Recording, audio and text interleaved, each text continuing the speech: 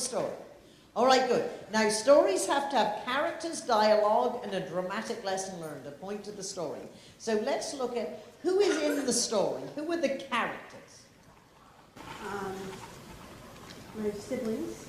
Your siblings. Now, how many brothers and sisters? I have a sister, a baby sister. How old is the baby sister? Now or then? At the time At of the the time. story. 6 months old. 6 months old. How old were you? I was 12. 12. Another story similar to the roller coaster. Good. Anyone else? A brother that was a year and a half, Okay. and another brother that was 7. All right. So you raised them. Or you at least felt like you did. All right, good. And perfect. All right, one clap and we'll see what happens. All right.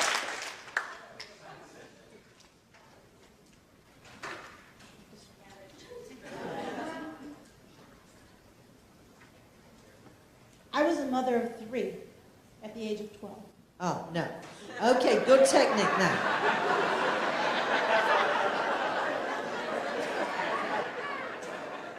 Now, let's just analyze this, because how you get to the next level is put your words under a magnifying glass. The audience needs to see the scene. I suggest you say, at age 12, I was the mother of 3. Now, you could, depending on perhaps your theatrical choice is to shock us at the end. It depends what comes next. I was the mother of 3 at age 12. I usually, and again, there's exceptions to every principle or rule, but how you present information to people is when, where, who, what happened. When, where, who, what happened. So just humor me and try it.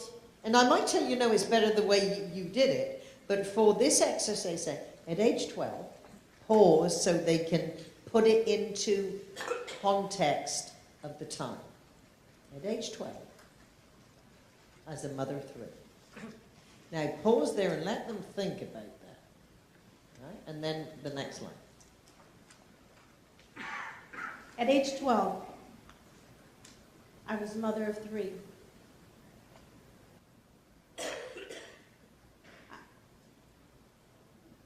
My mother found out she was a single mom. My stepfather left. Okay, good. Now you say, at age 12. Now, hearing what comes next, at age 12, I became the mother of 3. Can you imagine how terrifying it was to hear my mother say, sweetheart, I need you to be a big girl because your daddy's left and I'm going to have to work 2 jobs. And that means when you come home from school, you have to, what did she say? Now, you're trying to think, did she really say that? Alfred Hitchcock said, a movie is like life with all the dull parts left out. So what you are doing in a story is shrinking, and usually the best way to give us a lot of information that happened over weeks in a couple of sentences is to do it through dialogue that includes the backstory.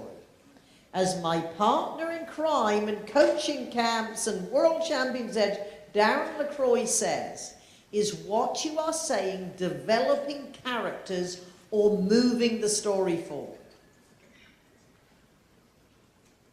So what did she say? Now, can we see how, and we all, if you know Valerie, you know she has a very vivacious personality, but can you see her delivery and the pausing is so appropriate for setting the scene. If she came out, oh, I'm going to give a motivational speech that's going to be inspiring, it would really go against the emotional connection she's trying to make, and she did make. So what did Mother say? My mother came and told me, your stepfather left us, and I have to get a job, and I'm going to be working nights. When you get home from school, you're going to have to take care of your sisters and your brothers. You see, my sister was 6 months old. My brother was 1.5 years. All right. Now, what I'm going to suggest, and again, theatrical choice, I would tell all the story through Mother's words. And I would just say, you know, my mother, and I would just say said rather than told me. Because told me is, and I think Mother was actually treating you like an adult that you're going to have to become. So my mother said, and here's a technique. Put your name in. Then you know and the audience knows who's speaking. She said, Valerie? Yeah. And then she can say, I know your brother's only, I know your sister's only, and your brother's only. So let her tell you. Because what she is doing through dialogue is giving you the whole backstory. All right? So wouldn't we encourage her to keep working on the story? And thank you for your effort. Thank you.